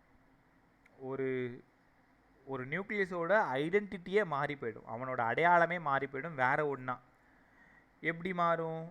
ஒரு எனர்ஜெட்டிக் பார்ட்டிக்கலால் அதை பம்பார்ட் பண்ணணும். இப்போ எக்ஸ்ன்னு ஒரு பேரண்ட் நியூக்ளியஸ் இருக்குது, அதை ஏன்ற இன்சிடென்ட் பார்ட்டிக்கலால் நான் போய் மோதுறேன். ரெண்டும் சேர்ந்து சீன்ற காம்பவுண்ட் நியூக்ளியஸாக எனக்கு கிடைக்கிது. காம்பவுண்ட் நியூக்ளியஸ் அன்ஸ்டேபிள், அதால் அப்படியே வச்சுருக்க முடியாது. அந்த காம்பவுண்ட் நியூக்ளியஸ் உடஞ்சிருது. ஒய் அப்படின்ற டாட்டர் நியூக்ளியஸ் இல்லை ப்ராடக்ட் நியூக்ளியஸ், அது கூட பின்னு ஒரு பார்ட்டிக்கல் வெளில வருது, கூட சம் அமௌண்ட் ஆஃப் எனர்ஜி வெளில வருது. அப்போ எக்ஸ் யார்? Parent nucleus. ஏ யார்? Incident particle. சி யார்? Compound nucleus. ஒய் நமக்கு வந்தது டாட்டர் நியூக்ளியஸ். இந்த எக்ஸிலேருந்து உருவானது டாட்டர் நியூக்ளியஸ், அது கூட சம் பார்ட்டிக்கல், சம் எனர்ஜினாலே அது கியூ தான். நேற்று கூட நான் தெர்மல் ஃபிசிக்ஸில் எனர்ஜி கியூ தான் சொன்னேன். அப்புறமா போய் அந்த சம்மெல்லாம் போட்டு பார்க்க சொன்னேன், என்ன பண்ணிங்கன்னு எனக்கு தெரில. ரைட்டா? ரைட். சரி, இது இப்படி சொன்னீங்கன்னா எங்களுக்கு புரியாது, ஒரு நல்ல எக்ஸாம்பிளோடு சொல்லுங்களேன். ஒரு 7n14 ஒரு நியூக்ளியஸ், நைட்ரஜன் நியூக்ளியஸ், அதை ஒரு ஹீலியம் நியூக்ளியஸால் நான் பம்பார்ட் பண்ணுறேன். சரி, ஹீலியம் நியூக்ளியஸ்ன்னு சொல்கிறீங்க, இங்கே ஏதோ பார்ட்டிக்கல்னு சொன்னீங்களே, உங்களுக்கு தெரியும் தானே ஹீலியம் வேறு யாரும் இல்லை, ஆல்ஃபா. அப்போது நைட்ரஜன் நியூக்ளியஸு ஆல்ஃபா பார்ட்டிக்கல் வச்சு நான் பம்பார்ட் பண்ணுறேன். என்ன ஆகுது? காம்பவுண்ட் நியூக்ளியஸாக மாறணும். 7 2 9, 14 4 18. இது யாருன்னு எனக்கு தெரியாது, அதனால் நான் காம்பவுண்ட் நியூக்ளியஸ்னு போட்டுட்டேன். காம்பவுண்ட் நியூக்ளியஸ் அன்ஸ்டேபிளாக இருக்கும், அது என்ன பண்ணும்? அடுத்த 2 ஸ்டேபிள் நியூக்ளியஸை கொடுக்கணும். அப்போ இதுக்கு முன்னாடி இருக்கிறது ஆக்சிஜன், மேலே 17, கீழே ஒரு புரோட்டான் 1H1, சம் எனர்ஜி. இப்போ புரிஞ்சிருக்கும் உனக்கு. இந்த 7n14 யார்? இவன் தான் பேரண்ட் நியூக்ளியஸ். ஆல்ஃபா யார்? எனர்ஜெட்டிக் பார்ட்டிக்கல், வேகமாக போய் அதை மோதுது. மோதின உடனே அந்த நைட்ரஜன் என்ன பண்ணுது அப்படின்னா அந்த ஆல்ஃபாவை சாப்பிட்டுட்டு காம்பவுண்ட் நியூக்ளியஸாக மாறிடுது. இது உள்ளே போனதும் சும்மா இருக்காது, அதை ஆசிலேட் பண்ணி உடைச்சிருது. உடைக்கும் பொழுது அடுத்த ஸ்டேபிள் நியூக்ளியஸ் வெளில வரணும், ஆக்சிஜன் வெளில வருது. அது கூட ஒரு பார்ட்டிக்கல் ஒன்று வெளில வரணும், அது புரோட்டான் 1H1 இருக்குது. இந்த ப்ராசஸால் ஒரு எனர்ஜி ஒன்று ரிலீஸ் ஆகும், அதான் Q. கற்றுக்கிட்டிங்களா?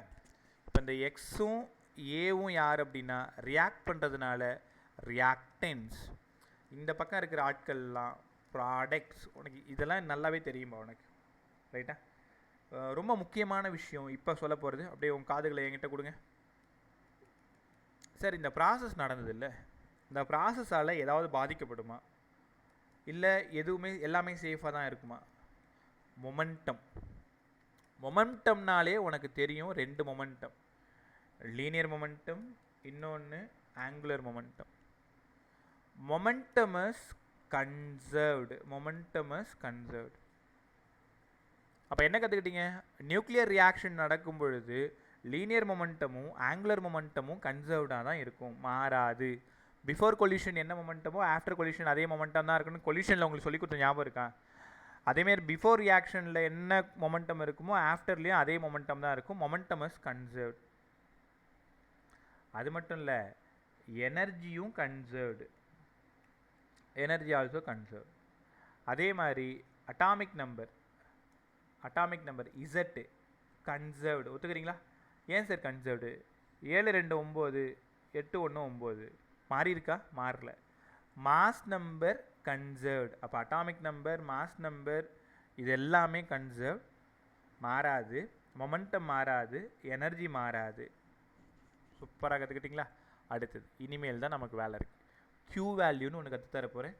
இது புரியலன்னா ஹானஸ்ட்டாக எனக்கு புரியல சார், இன்னொரு டைம் கற்றுக் கொடுங்கன்னு கேளு. ப்ராப்ளம் சால்வ் பண்ணும்பொழுது இப்போ நேற்று கூட அந்த Q வேல்யூ சம்மெல்லாம் போட்டோம்.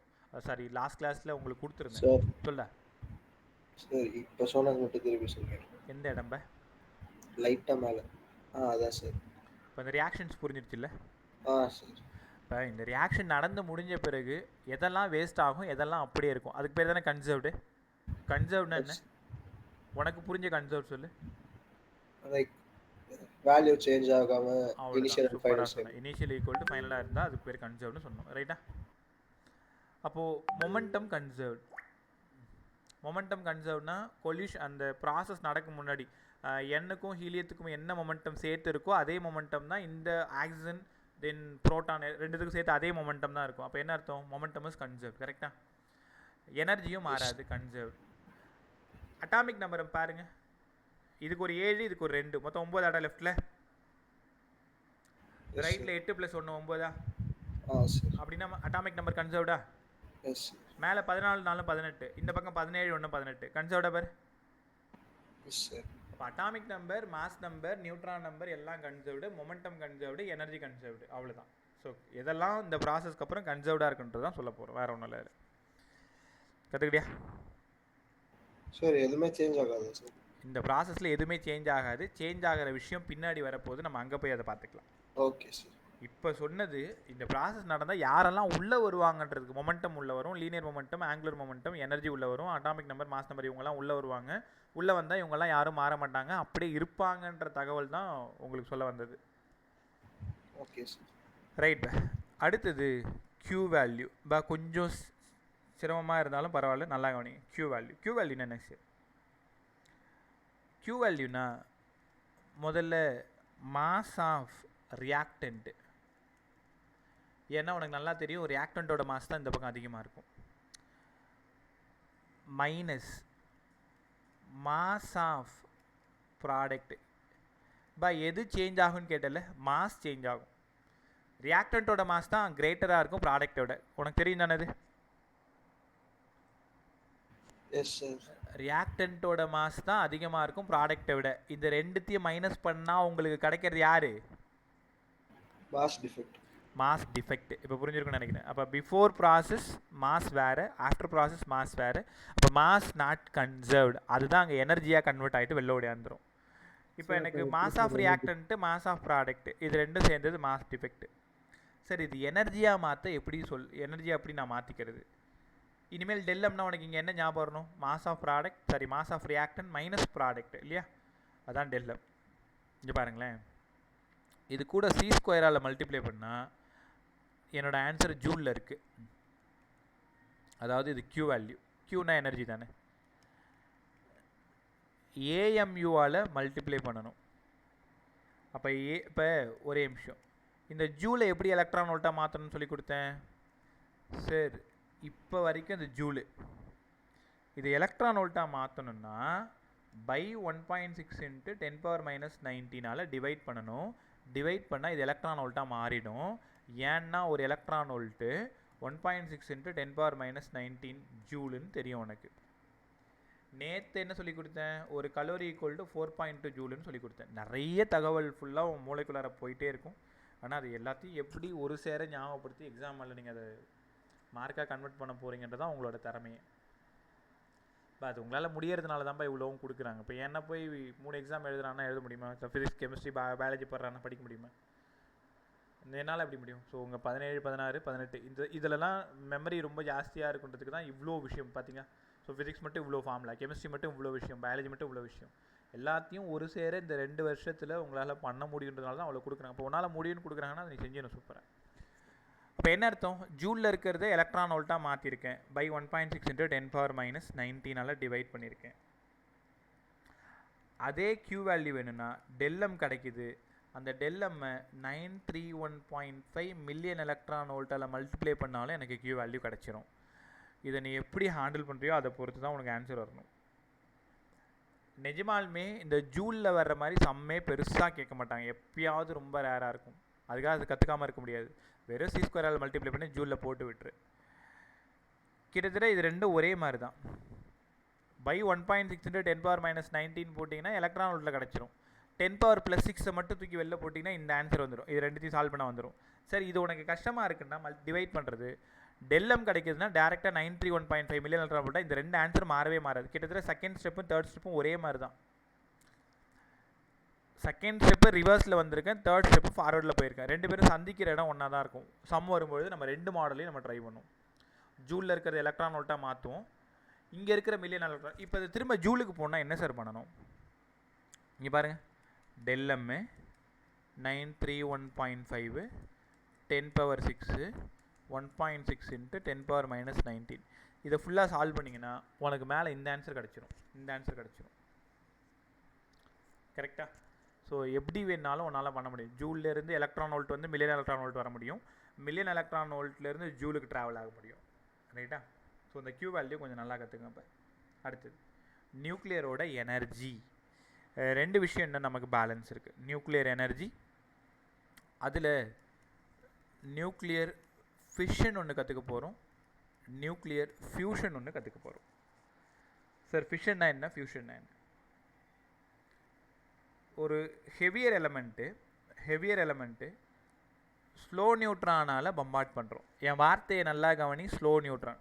அவசரப்பட்டு ஃபாஸ்ட்னு எழுதினா வேறு மாதிரி ஆகிடும். ஒரு யுரேனியம் 235 நியூக்ளியஸை ஸ்லோ நியூட்ரான் வச்சு நான் பம்பார்ட் பண்ணுறேன். பம்பார்ட் பண்ணும்பொழுது அது 2 ஃப்ராக்மெண்ட்டாக உடையுது. அந்த 2 ஃப்ராக்மெண்ட்டுக்கு பேர் இல்லைங்களா சார்? ஒரு ஹாஃபு, இன்னொரு ஹாஃபு. அதாவது இப்படி பிரிச்சுட்டேன், ஒரு ஹாஃப், இன்னொரு ஹாஃபு. ஒரு ஹாஃப் கிரிப்டானு, இன்னொன்று பேரியம். இதெல்லாம் மாறக்கூடாது. இப்போ சமீபத்தில் 2021 கேட்ட கொஸ்டின் என்னன்றது நான் காட்டுறேன் பாரு. பேரியமும் கிரிப்டானாவும் உடையுது. ஒரு யுரேனியம் நியூக்ளியஸை ஸ்லோ நியூட்ரான் வச்சு பம்பார்ட் பண்ணும் பொழுது பேரியமாகவும் கிரிப்டானாவும் உடையுது. உடையும் பொழுது இங்கிருந்து 3 நியூட்ரான் வெளியில் வருது. 3 நியூட்ரான் வெளியில் வருது. சார் இப்போ என்ன சொல்ல வரீங்க? ஒரு ஃபிஷன் நடக்குதுன்னா கண்டிப்பாக 3 நியூட்ரான் வெளில வருமா? ஆமாம். கூட சம் எனர்ஜி வெளில வருது. இதுக்கு பேர் தான் nuclear fission. The energy released during nuclear reaction is called as nuclear energy. அதில் நீங்கள் படிக்க போகிறது நியூக்ளியர் ஃபிஷனும் நியூக்ளியர் ஃபியூஷனும் படிக்க போகிறீங்க. ஹெவியர் எலமெண்ட்டை ஸ்லோ நியூட்ரான் வச்சு பம்பார்ட் பண்ணும்பொழுது அது 2 ஃப்ராக்மெண்ட்டாக உடையும் பொழுது சும்மா வராது. அதிலிருந்து 3 நியூட்ரான் வெளில வரும். கூட சம் எனர்ஜி வெளில வரும். இது நியூக்ளியர் ஃபிஷன். சரிங்க சார், அடுத்தது ஏதாவது சொல்லுங்கள், இன்னும் நல்லாயிருக்கு. அதே யுரேனியம் 235 நியூக்ளியஸை ஸ்லோ நியூட்ரான் வச்சு பம்பார்ட் பண்ணும் பொழுது ஸ்லோ நியூட்ரான் வச்சு பம்பார்ட் பண்ணும் பொழுது ஜெனானாவும் ஸ்ட்ரான்சியமாகவும் வரும். 2 ஹாஃப் ஜெனானாவும் ஸ்ட்ரான்சியமாகவும். அந்த நேரத்தில் 2 நியூட்ரான் தான் வெளில வரும். என்ன சார் வளர்றீங்க? அப்படி மேலே இங்கிட்ட ஒன்றா பாருங்கள். ப்ராசஸ்ஸு 2 ஈக்குவேஷன் உனக்கு ரொம்ப ரொம்ப இம்பார்ட்டண்ட்டு. பேரியமாவும் கிரிப்டானாவும் உடஞ்சா 3 நியூட்ரான் வெளில வரும். ஜெனானாவும் ஸ்ட்ரான்சியமாவும் உடஞ்சா 2 நியூட்ரான் வெளில வரும். கூட சம் எனர்ஜி வரும். அப்போது ஒரு முடிவுக்கு வாங்க. ஒரு ஃபிஷன் அப்போ எத்தனை நியூட்ரான் வெளில வரும்? ஃப்ராக்மெண்ட்டை பாருங்கள். பேரியம் கிரிப்டானா இருந்தால் 3 நியூட்ரான், ஜெனான் ஸ்ட்ரான்சியமாக இருந்தால் 2 நியூட்ரான். அப்போ ஆவரேஜாக எத்தனை நியூட்ரான் வெளில வரும்? அதனால தான் தப்பிச்சிக்கிறதுக்காக ஆவரேஜாக 2.5 நியூட்ரான் வெளில வரும்னு தப்பிச்சிட்டு ஓடி போயிடணும். வெறும் ஆப்ஷனில் 3 மட்டும் இருந்தால் 3 தான் ரைட்டு. வெறும் ஆப்ஷனில் 2 மட்டும் இருந்தால் 2 தான் ரைட்டு. ஆவரேஜ்னு ஒரு வார்த்தை இருந்தால் 2.5 தான் ரைட்டு. கற்றுக்கிட்டிங்களா? சரி, இது அப்படியே ஈக்குவேஷனாக எழுதி காட்டுங்க. இப்போ இந்த 2 ஈக்குவேஷன் எழுதும் பொழுது நல்லா கற்றுக்கோ. ஒரு 10-15 முறையாவது எழுதி பார்த்துக்கோ. யாருக்காவது கற்றுக்கொடு. நேற்று சொன்ன மாதிரி கவனமாக கவனிங்க. ஈக்குவேஷன் 1, 92 யுரேனியம் 235 ஒரு ஸ்லோ நியூட்ரான் வச்சு பம்பார்ட் பண்ணுறேன். உடனே அது காம்பவுண்ட் நியூக்ளியஸாக மாறுது. இங்கே 236, இது காம்பவுண்ட் நியூக்ளியஸ். ஏன் 6ன்னு தெரியும். 235 + 1 92 + 0. Compound nucleus less stable, unstable தெரியும். எக்ஸைட்டட் ஸ்டேட்டில் இருக்கும். அது ஸ்டேபிள் ஆகிறதுக்கு கீழே குதிக்கும். கீழே குதிக்கும் போது அது 2ஆக உடையும். பேரியமாவும் கிரிப்டானாவும் உடையும் பொழுது 3 நியூட்ரான் வெளில வரும். சம் எனர்ஜி வெளில வரும்னு சொன்னீங்களே சார். இந்த பேரியத்துக்கு நம்பர் எழுதுங்க. 56 141. ஒழுங்காக படிச்சுக்கோ. 56 141. இது 56 இருந்தால் கிரிப்டான் 36 92. இப்போ ஆட் பண்ணி பாருங்க. 56 36 6 12க்கு 2 மீதி 1 5 3 8 1 9 92. இங்கே ஓகேவா? 141 92 ஒரு 3. யார் சார் அந்த 3 நியூட்ரான். 3 பவரில் 1 இருக்கு பாருங்க. 3 2 5 1 6 9 4 13க்கு 3 மீதி 1 236. பேலன்ஸ் ஆயிடுச்சா? இப்போ சமீபத்தில் கேட்ட கொஷின், இந்த பேரியத்தில் மட்டும் டேஷ் விட்டாங்க. இதை போட்டிருக்காங்க, இதை போட்டிருக்காங்க, இதில் டேஷ் போட்டுட்டு இதை போட்டிருக்காங்க, இதை போட்டிருக்காங்க, இதை போட்டிருக்காங்க. ஆப்ஷனில் ஒவ்வொன்றா மாற்றி மாற்றி எழுதிருக்காங்க. ரொம்ப சிம்பிள். அந்த வருஷம் என்னாச்சுன்னா பவர் ஆட் பண்ணியே டிக் பண்ணிட்டு போயிட்டான் பையன். வெறும் பேரியம்னு மட்டும் கொடுக்கல. மேலே 141 கீழே 56 கொடுத்தாங்க. அது பேரியம்னு தெரியாதவங்க கூட இந்த பக்கம் 236 இருக்கணுமேனு ஆட் பண்ணி பார்த்துட்டு அழகாக சொல்லிட்டு போயிடலாம். ஆனால் அதுலேயும் தப்பு பண்ண ஆட்கள் இருக்காங்க. அதை நீ பண்ணக்கூடாது. ஸோ ஈக்குவேஷன் ஒழுங்காக படிங்க. பேரியமாகவும் கிரிப்டானும் உடஞ்சதுன்னா கண்டிப்பாக 3 நியூட்ரான். சார் ரெண்டாவது ஈக்குவேஷன் எழுதி காட்டுங்க. 92 யுரேனியம் 235 ஒரு ஸ்லோ நியூட்ரான் வச்சு பம்பார்ட் பண்ணுறேன். அது ஒரு காம்பவுண்ட் நியூக்ளியஸாக மாறுது. ஸ்ட்ரான்சியமும் ஜெனானும் வெளில வரணும். முதல்ல ஜெனான் எழுதிக்கோங்க, ஸ்ட்ரான்சியம் எழுதிக்கோங்க, 2 நியூட்ரான் எழுதிக்கோங்க, கூட சம் எனர்ஜி எழுதிக்கோங்க. ஜெனான் ப்ராக்டிஸ் பண்ணும் பொழுது இது 56னா இது 54, 141னா 140. அது எழுத உனக்கு பர்மனெண்ட்டாக ஸ்டோர் ஆகிடும். இல்லை உனக்குன்னு ஒரு ட்ரிக் இருக்கும்ல, இது எப்படி ஞாபகம் வச்சுக்கணுன்ட்டு, அந்த மாதிரி ஞாபகம் வச்சுக்கோங்க. இப்போ எனக்கு தெரிஞ்சது நான் சொல்கிறேன். 56னா நான் எப்பயுமே இதை 2 மைனஸ் பண்ணி போட்டுப்பேன். 54. 141னா மேலே 1 மைனஸ் பண்ணி போட்டுப்பேன். இது 36னா இங்கே 2 மைனஸ் பண்ணல, அது 2 இங்கே சேர்த்துருவேன், 38. மேலே 2 சேர்த்துருவேன், 94. ஏன்னா ஒரு நியூட்ரான் தான் அது குறையுது பாரு. ரைட் சைடில் இங்கே 3 நியூட்ரான் இருக்குல்ல, ரைட்டா? இங்கே 2 நியூட்ரான் தானே. அப்போ அதனால் மேலே 94. இப்போ ஆட் பண்ணி பார்த்தீங்கன்னா அது 236 வந்துடும். இது எப்படி ஞாபகம் வச்சுப்பியோ, பவர்லெல்லாம் மாற்றிட்டாங்கன்னா குழப்பிக்கூடாது. உனக்கு நல்லா தெரியணும். ஜெனானா இருந்தால் மேலே 140, ஸ்ட்ரான்சியம் மேலே 94, கீழே 54 38, இங்கே 56 36. எல்லாமே அந்த நம்பர் பக்கத்தில் தான் இருக்கு பாரு. 141 140, 92 94, 56 54, 36 38. ரைட்டா? 3 நியூட்ரான் வரும், 2 நியூட்ரான் வரும். ஏன் இதுக்கு இவ்வளோ இம்பார்ட்டன்ட் கொடுக்குறீங்க? நீ எடுத்துப்பார். கண்டிப்பாக இந்த கொஷின் எங்கே கேட்டிருப்பாங்க நீங்கள் தெரிஞ்சுப்பீங்க. இந்த கொஷின் வரும்பொழுது ஏதாவது ஒன்றை தூக்கிடுவாங்க. ஜெனானா தூக்கிட்டு டேஷ் போட்டு விட்ருவாங்க. அங்கே என்ன வரும்னு கேட்பாங்க. ஆனால் 2 வருதா 3 வருதா நீங்கள் கரெக்டாக பார்க்கணும். 3 நியூட்ரான் வந்ததுன்னா அது பேரியம் தான். 2 நியூட்ரான் வந்ததுன்னா அது ஜெனான் தான். கரெக்டாக நல்லா கற்றுக்கிட்டீங்களா? இப்போது இந்த டைம் இந்த க்யூன்னு சொன்னீங்களே sir, energy by last line இன்னைக்கு கிளாஸோட மீதியெல்லாம் நாளைக்கு நம்ம கண்டினியூ பண்ணுவோம். இப்போ ஸ்டார்ட் பண்ணால் ஃபியூஷன் முடிக்கணும். ஒரு ½ அன் ஹவர் கிளாஸ் போதும் நாளைக்கு. சூப்பராக முடிச்சு கொடுத்துறேன். சண்டே பிரேக் எடுத்து நல்லா படித்து முடிச்சுட்டு மண்டேலேருந்து செமிகண்டக்டர் போய்டுவோம். Energy released per fission. இப்போ ஒரு ஃபிஷன் நடந்து முடிஞ்சிருக்கு இல்லையா? எனர்ஜி ரிலீஸ்ட் பெர் ஃபிஷன் எவ்வளோ 200 மில்லியன் எலக்ட்ரான் வோல்ட். ஒழுங்காக படிங்க. இப்போ நடந்திருக்குல்ல, ஒரே ஒரு யுரேனியத்தை உன் கையில் கொடுத்து 2ஆ உடடான்னு சொல்கிறேன், 2ஆ நீ உடைக்கிற. அந்த ஒரு யுரேனியத்தை நீங்கள் உடைக்கும் பொழுது அதிலிருந்து எவ்வளோ எனர்ஜி வெளில வரும் தெரியுமா? 200 மில்லியன் எலக்ட்ரான் வோல்ட். உனக்கு தெரியுது அப்போ ஏன் வந்து இது வெறும் ஹார்ம்ஃபுல்னு உன்னால் உணர முடியுதுல்ல? ஏன்னா பெர்ஃபிஷனுக்கே 200 ரூபாயில் 200 பக்கத்தில் 10⁶ 200 மில்லியன் எலக்ட்ரான் வோல்ட்டு எனர்ஜி ஒரே ஒரு யுரேனியம் நியூக்ளியஸை உடச்சிங்கன்னா வரும். ஸோ அதனால தான் பவர் ப்ரொடக்ஷனில் இது இவ்வளோ சூப்பராக நமக்கு கிடைக்குது. அதனால தான் அதோட காஸ்ட் ரொம்ப ஜாஸ்தியாக இருக்குது, லீகலாக போயிட்டுருக்கு நிறைய. So energy released per fission 200 million electron volt. ரைட்டா? இன்னும் நான் இந்த ஃபிஷனை ஃபுல்லாக கம்ப்ளீட் பண்ணலை, கொஞ்சோண்டு தான் பேசியிருக்கேன். 2 ஈக்குவேஷன் பேசியிருக்கேன். ரிலீஸ் அப்போ எவ்வளோ எனர்ஜி வரும்னு பேசியிருக்கேன். ஒரு ப்ராசஸ் அப்போ யாரெல்லாம் கன்சர்வ்னு பேசியிருக்கேன். Q வேல்யூ எப்படி கண்டுபிடிக்கணும்னு சொல்லி கொடுத்துருக்கேன். Zulu, electron volt, million electron volt. மேலே நியூக்ளியர் ஃபோர்ஸ் பற்றி பேசியிருக்கேன், பார்த்தோன்னே தெரிஞ்சுப்பீங்க. கூலும் ஃபோர்ஸை விட ஓவர் கம் பண்ணுற ஃபோர்ஸ் உள்ளார ஒன்று இருக்குது, அதுதான் நியூக்ளியர் ஃபோர்ஸு. அதுக்கான ப்ராப்பர்ட்டிஸ் எல்லாமே நீங்கள் பார்த்துட்ருக்கீங்க. அதுக்கப்புறமா பைண்டிங் எனர்ஜி ஃபியூஷன் அப்போ அதிகமாகுன்றது தெரிஞ்சுக்கிட்டீங்க. பைண்டிங் எனர்ஜி கர்வில் ரொம்ப முக்கியமான விஷயம், binding energy per nuclear is maximum at iron nucleus. Binding energy of iron nucleus 493, per nuclear 8.8. Average binding energy between 40 to 120, 8.5 million electron volt. So greater than 200 இருக்கும்பொழுது binding energy ரொம்ப குறைஞ்சிரும். அப்போ natural radio activity நடக்கிறதுக்கு எங்கே அப்படின்னா 200க்கு மேலே தான் நடக்கும்ன்றது கவனமாக கற்றுக்கணும். மேஜிக் நம்பர்ஸ் மாதிரி இங்கே ஒரு நம்பர்ஸ் இருக்கும், 4, 8, 12, 16, 20. அப்போ ப்ரோட்டான் நம்பரும் நியூட்ரான் நம்பரும் சேமாக இருக்குன்றதை கவனமாக கற்றுக்கணும். ரைட்டா?